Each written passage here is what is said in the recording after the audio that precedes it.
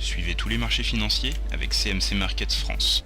Avec CMC Markets, tradez les CFD sur indices, devises, matières premières et actions 24 heures sur 24. CMC Markets, un des leaders mondiaux du trading de CFD Forex depuis 1989.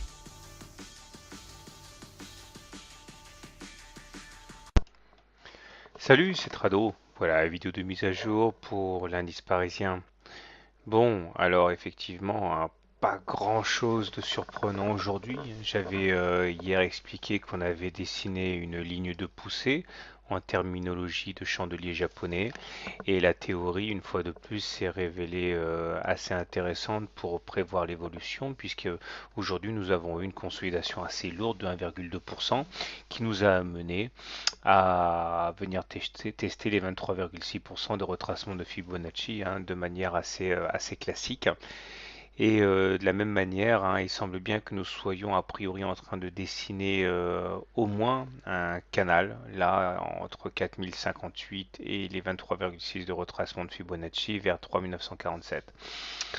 Ça serait dans le cas favorable parce que je tiens à signaler quand même que le momentum vient de basculer négatif dans un contexte où le MACD est sous son signal et ça c'est un des signaux que j'ai tendance à suivre de très très près, la convergence de ces deux éléments, MACD sous son signal et momentum négatif, place le CAC dans un état d'extrême fragilité et en cas d'attaque baissière, je ne vois pas comment on pourrait éviter effectivement de dérouiller sévèrement. Alors si on devait clôturer en dessous des 23,6% de retracement de Fibonacci, à moins de sortir un lapin du chapeau comme on sait que les institutionnels sont capables de faire, eh bien on irait chercher les 38,2%.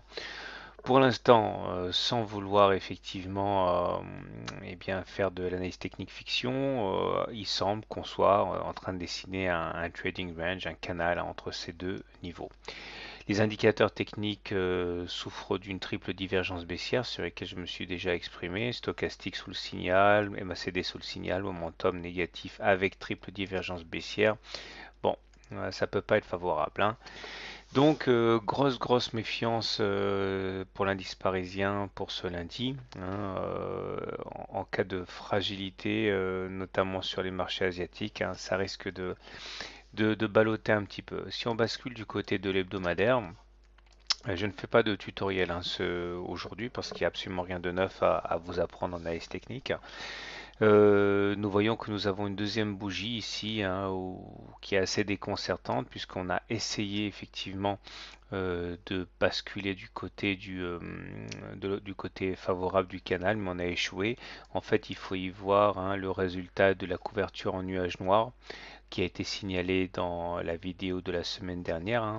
Vous vous souvenez, on avait la bougie de la semaine du 13 mai qui était avalée à moitié par la bougie du 20 mai. On descendait plus bas que la moitié de cette bougie. Donc c'est une couverture en nuage noir. Et ce qui s'est passé cette semaine n'est finalement que la confirmation de cette configuration en chandelier japonais.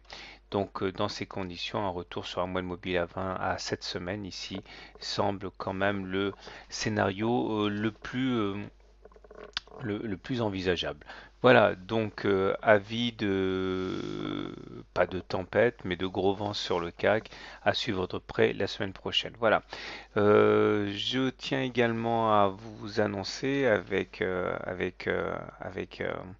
satisfaction que le deuxième fascicule est sorti, donc je vais essayer de m'y tenir un par mois, ça sera déjà très très bien.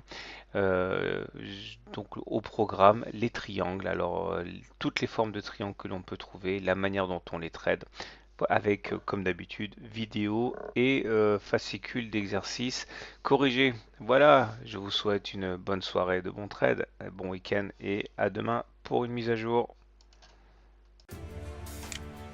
CMC Markets, un des leaders mondiaux du trading de CFD Forex depuis 1989.